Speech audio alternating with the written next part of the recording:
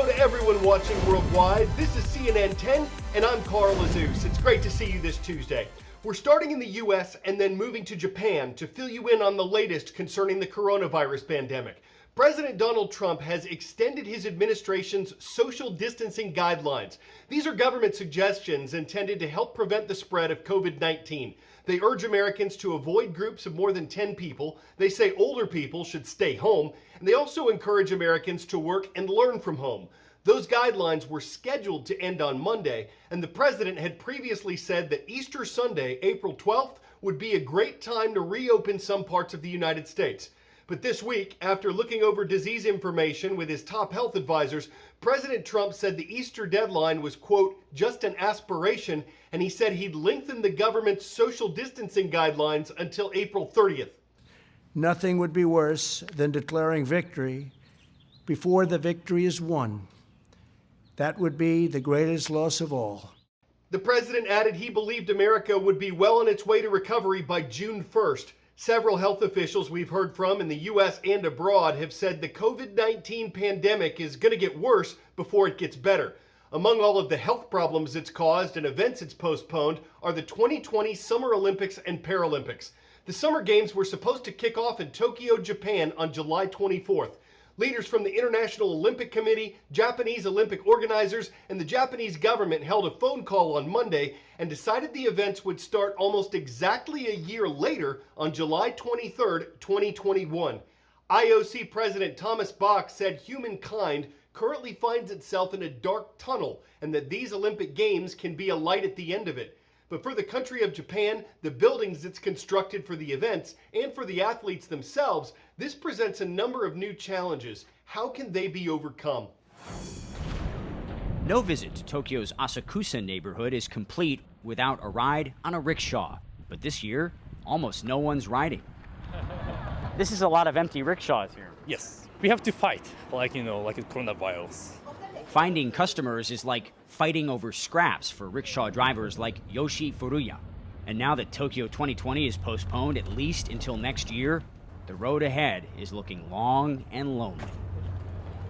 Japan's tourism industry is bracing for an economic bloodbath. Millions of jobs and billions of dollars are on the line. When you combine postponing the Olympics and the coronavirus outbreak, can you put a price tag on how much that's going to cost Japan? It's likely that the loss will be around 36 billion US dollars. 36 billion US dollars. The damage is quite big. Keio University professor Sayuri Shiraishi says that astronomical cost includes cancellation and maintenance fees for more than 36 Olympic venues, compensation for thousands who've already purchased condos in the Olympic Athletes Village, billions in broadcasting rights and prepaid advertising. If we do it next year, we don't know how successful this 2020 Olympics will be. More than 4 million tickets are already sold, some seats costing up to $3,000. $800 for 2 tickets? Yes. Wow. Demand was so high, ticket holders like Kenji Fuma had to enter a lottery. He wonders if his luck has run out.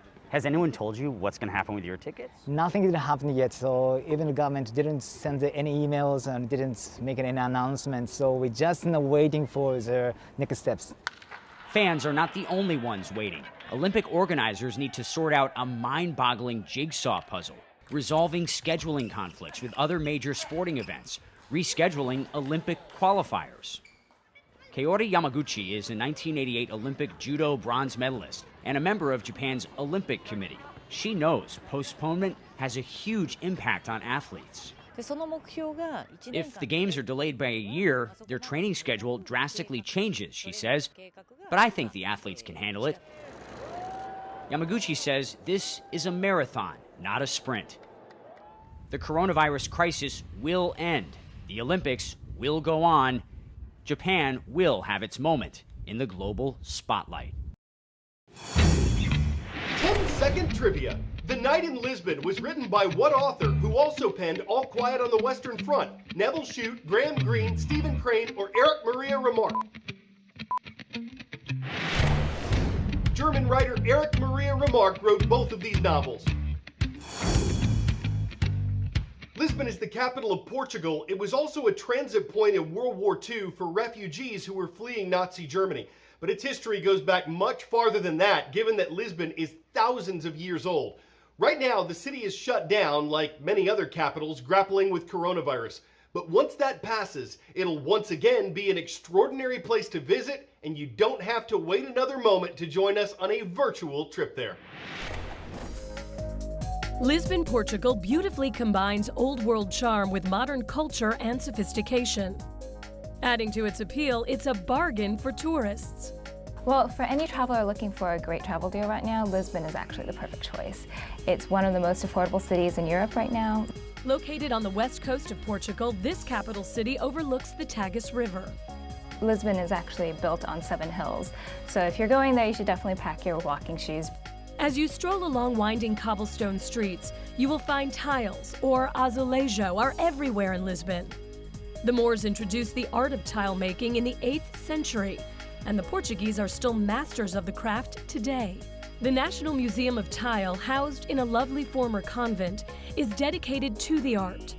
Highlights include the tiled Manueline cloisters, the Lisbon cityscape dating from 1738, and a tiled nativity scene from 1580. To see another practical craft elevated to an art form, stop by the National Coach Museum. The museum, founded by Queen Amelia in 1904, is home to a one-of-a-kind collection of ornately embellished coaches and carriages, some dating back to the early 1700s. One neighborhood packed with must-sees is Belém, Portuguese for Bethlehem, about 30 minutes west of the city center. People go there for 3 main things: the monastery, a Tower of Belém, and a pastry shop. The Jeronimes Monastery includes a mixture of architectural styles. It's this beautiful 16th century structure that took 50 years to build, and it's not hard to see why. The architecture on the outside, you'll see detailing that really refers to the nautical history of Portugal. So in the cloisters, the columns look like coiled ropes. You'll see anchors and seashells embedded kind of on the exterior, and it's really quite lovely. Just down the road is the Pastéis de Belém, founded in 1837. The pastry shop is famous for its creamy egg custard tarts. They're made from a secret recipe, a recipe that came from the monastery, Jeronimus, which is just beside us. And the fact that we make them all throughout the day and they're always warm and freshly made, I think that makes the big difference. These egg custard tarts, actually, they make about 10,000 of them a day, and it's not hard to see why. It's very easy to eat 3 or 4 of them. They're under €1 a piece, so they're priced just right. Once you've had 2 or 3 pastries, a walk along the Tagus River leads to a storybook castle on its banks, the Belém Tower. Built between 1515 and 1520, the structure marks Portugal's many maritime victories and was once used as a military base to guard the port from pirates. When it was built, it was actually on a small island in the middle of the river. The flow of the river has since moved, so it's actually now on the banks of the river.